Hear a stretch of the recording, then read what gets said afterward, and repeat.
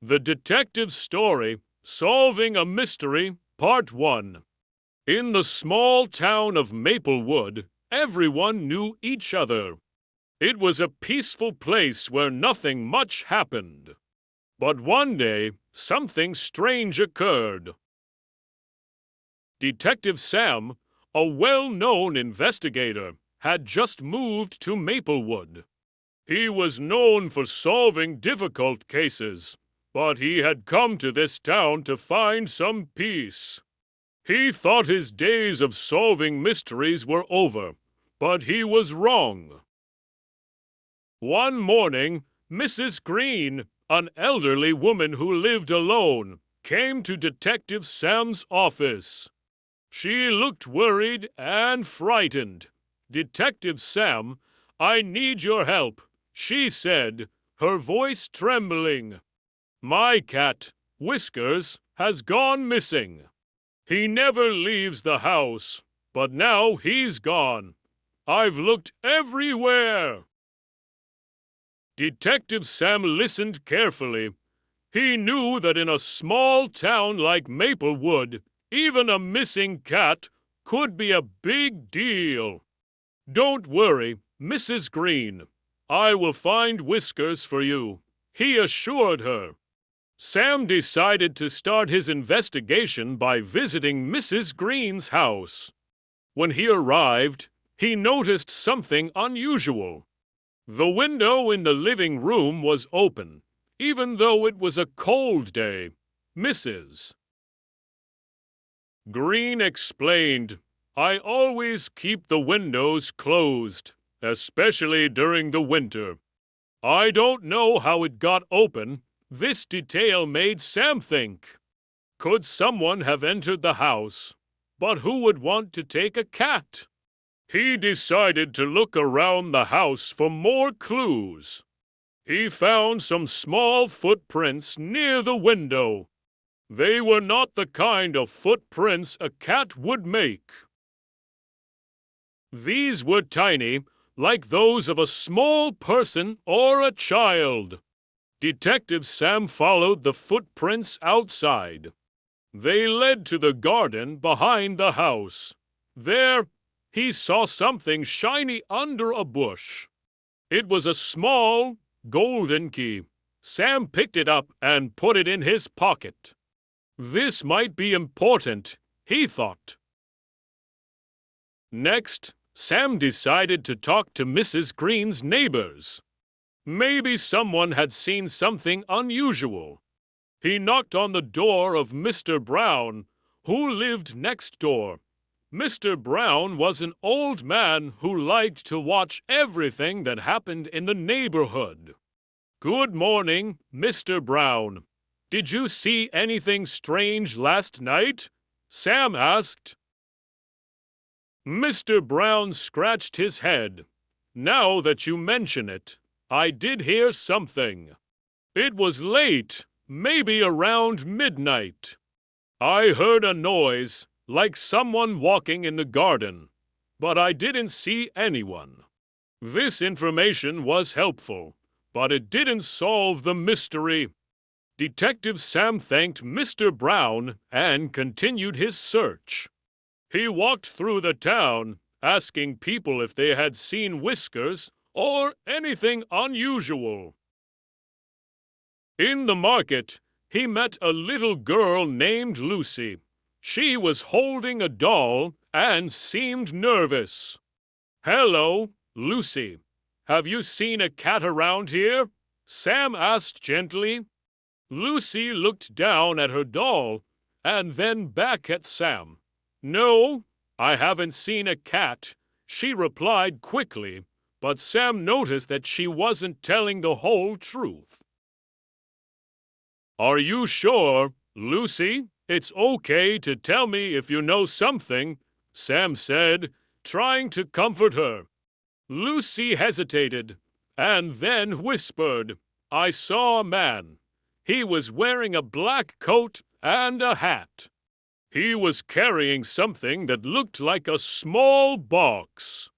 I think he was near Mrs. Green's house." This was the first solid clue Sam had. A man in a black coat and hat was seen near the house on the night Whiskers disappeared. But who was this man, and why would he take a cat?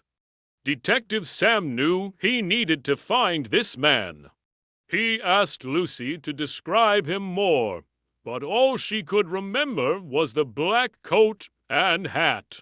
It wasn't much, but it was a start. As Sam continued to think about the clues, he decided to visit the local pet shop. Sometimes people took lost pets there. When he arrived, the shop owner, Mr. Hill, greeted him. "Hello, detective. How can I help you today?" Sam explained the situation, and Mr. Hill shook his head. "I haven't seen Whiskers, but I did see a man in a black coat a few days ago. He came in asking if I sold cages for small animals. I thought it was odd because we mostly sell pet supplies for dogs and cats." Sam's mind started to put the pieces together. The man in the black coat had been preparing for something. But what? And why would he need a cage? Just as Sam was leaving the pet shop, his phone rang. It was Mrs. Green. "Detective Sam, I just found something strange in my mailbox." "It's an envelope, and it has no name on it," she said. Sam hurried back to Mrs. Green's house. She handed him the envelope. Inside was a note with a simple message. "If you want to see Whiskers again, leave $500 in the old oak tree in the park by midnight." This was no longer just a case of a missing cat. It was a serious crime. Someone had taken Whiskers and was now asking for money in return. Detective Sam knew he had to act quickly. The note mentioned the old oak tree in the park. Sam had seen that tree many times. It was a popular spot for children to play. But now it was the center of a mystery. As the day turned into evening, Sam prepared himself for the night ahead. He had a plan, but it was risky. He couldn't be sure if the person would show up or if Whiskers would be there. But he had to try. Sam arrived at the park just before midnight. The night was quiet, and the park was empty. He hid behind some bushes, waiting to see if anyone would come to the old oak tree. Minutes passed, and then he saw a figure in the darkness. It was a man, and he was wearing a black coat and hat. The man approached the tree, looking around nervously. He seemed to be waiting for something. Sam watched closely, staying hidden. The man placed a small box near the tree and then stepped back, looking around again. He didn't seem to notice Sam hiding nearby. Just as the man turned to leave, Sam stepped out from behind the bush. "Stop right there," he called out. The man froze, and then he started to run. But Sam was faster. He chased the man through the park, his heart pounding. Finally, he caught up and grabbed the man's arm, pulling him to the ground. "Who are you? And where is Whiskers?" Sam demanded. The man struggled for a moment, but then gave up. "I didn't mean to hurt anyone. I just needed the money," he said, his voice shaking. Sam opened the small box that the man had left by the tree. Inside, he saw Whiskers, safe and sound. The cat looked up at him, meowing softly. Sam took the man to the police station, where they learned that he had recently lost his job and was desperate for money. He had seen Whiskers in Mrs. Green's window and thought he could take the cat and ask for a ransom. Detective Sam returned Whiskers to a very grateful Mrs. Green. She couldn't stop thanking him. "You're a hero, Detective Sam. How can I ever repay you?" she said, tears of joy in her eyes. Sam smiled and shook his head. "No need for thanks, Mrs. Green. I'm just glad Whiskers is safe." As he walked back to his office, Sam thought about the case. It had been a strange one, but he had solved it. He realized that even in a small town like Maplewood, there could still be mysteries to solve. And so, Detective Sam knew that his days of solving mysteries were far from over. Surface. But what Sam didn't know was that this was just the beginning. The next case would be even more challenging, and it would take all of his skills to solve it. The town of Maplewood might seem quiet, but there were always secrets hidden beneath the... End of part 1. How was that for the first part of the story? Let me know if you'd like any changes before I continue with part 2. The Detective Story, Solving a Mystery, Part 2. Detective Sam couldn't shake the feeling that something more was happening in Maplewood. Even though he had returned Whiskers to Mrs. Green and captured the man in the black coat, something didn't sit right with him. The case seemed too simple, too easy. Sam's instincts told him that there was more to uncover. A few days passed, and the town returned to its usual peaceful routine. But Detective Sam kept replaying the events in his mind. The man in the black coat had claimed he needed the money, but the way he had planned everything, asking for a ransom, leaving the note, and using a small cage felt to organize for someone who was simply desperate. There had to be something more. One morning, while sipping his coffee, Sam received a phone call from Officer Lee, a young but sharp officer at the Maplewood Police Station. "Detective Sam, we've found something unusual in the woods near the town," Officer Lee said. "What is it?" Sam asked, his interest piqued. "There's an old cabin hidden deep in the woods. We found some strange items, their maps, photos, and some tools that look like they were used for breaking into houses. You should come and see it." Sam quickly finished his coffee and headed to the station. When he arrived, Officer Lee showed him the photos of the cabin. It was an old, rundown place, hidden well among the trees. The items found inside were indeed strange. There were several maps of Maplewood, each one marked with different locations, including Mrs. Green's house. "This looks like the work of someone who has been planning for a while," Sam said, examining the photos closely.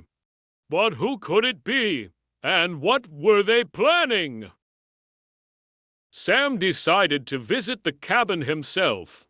He wanted to see it with his own eyes. When he arrived at the edge of the woods, he could feel the air getting colder. The trees were thick, and the path was narrow, but Sam pressed on. After walking for about 20 minutes, he finally saw the cabin. The cabin was old, with broken windows and a door that hung on its hinges. Inside, it was dark and damp. Sam shone his flashlight around the room. The walls were covered with more maps and photos, some of them showing houses in Maplewood. On a small table, there were tools, lockpicks, ropes, and other items that could be used for breaking in. But what caught Sam's attention most was a set of photographs. They showed the man in the black coat, but he wasn't alone. He was with another man, someone Sam had never seen before. The two men were standing outside different houses in the town, talking and pointing. It was clear they were planning something, but what? As Sam continued to search the cabin, he found a notebook hidden under a loose floorboard. The notebook was filled with notes detailing the movements of people in the town. It seemed that the man in the black coat had been watching several people, not just Mrs. Green. The notes were detailed, with times, dates, and descriptions of the people's daily routines. One name caught Sam's eye, Mr. Williams, the owner of the town's only bank. According to the notes, Mr. Williams had a routine of leaving the bank late at night, carrying a briefcase. The notes also mentioned that Mr. Williams had recently received a large sum of money, which he was keeping in the bank's vault. Sam realized that the man in the black coat wasn't working alone. The missing cat was just a distraction, something to keep the town's attention away from their real plan. The two men were planning a heist. They were going to rob the bank. Sam knew he had to act fast. He returned to the police station and shared his findings with Officer Lee and Chief Davis, the head of the Maplewood Police Department. "We need to stop them before they make their move," Sam said urgently. Chief Davis agreed. "We'll set up a stackout at the bank tonight. If they're planning to rob it, we'll be ready." That night, Sam, Officer Lee, and a few other officers took their positions around the bank. It was a cold, quiet night, and the town was asleep. The officers waited in silence, their eyes fixed on the bank. Hours passed, and there was no sign of the robbers. Sam began to wonder if they had already given up on their plan. But just as he was about to suggest they call it off, he saw a shadowy figure moving near the bank's entrance. "There, someone's coming," Sam whispered, alerting the others. The figure was the man in the black coat, and he wasn't alone. The second man from the photos was with him. They approached the bank's door cautiously, looking around to make sure no one was watching. The second man took out a set of tools and began working on the lock. Sam signaled to the officers to move in closer, but to stay hidden. He wanted to catch them in the act. As the men worked on the lock, Sam could see the tension in their movements. They were nervous, but determined. After a few minutes, the lock clicked, and the door to the bank swung open. The two men slipped inside, unaware that they were being watched. Sam and the officers moved quickly, positioning themselves at the bank's exits. Sam knew they had to wait until the men started the robbery before they could make their move. He wanted to catch them red-handed. Inside the bank, the men headed straight for the vault. The man in the black coat pulled out a key and inserted it into the vault's lock. Sam's eyes widened. How did they get the key? He thought. The vault door creaked open, revealing rows of safety deposit boxes and stacks of money. The second man began stuffing the money into a bag, while the man in the black coat kept watch. Sam knew it was time to act. He signaled the officers, and they moved in swiftly. "Freeze! Police!" Sam shouted as they entered the bank. The men were caught off guard. The man in the black coat tried to run, but Officer Lee tackled him to the ground.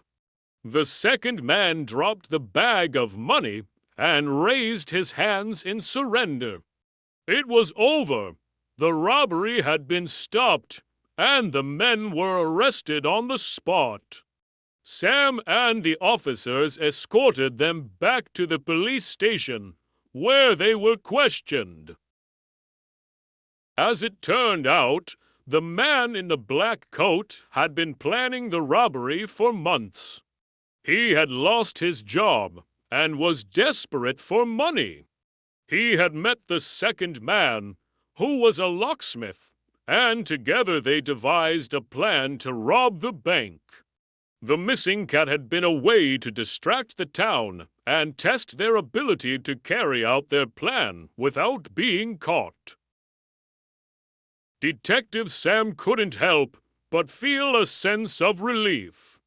The mystery had been solved, and the town of Maplewood was safe once again. But the case had taught him an important lesson. Even in a small town, big crimes could happen. The next morning, as Sam walked through the town, people greeted him with smiles and waves. They had heard about the robbery and how Sam had stopped it.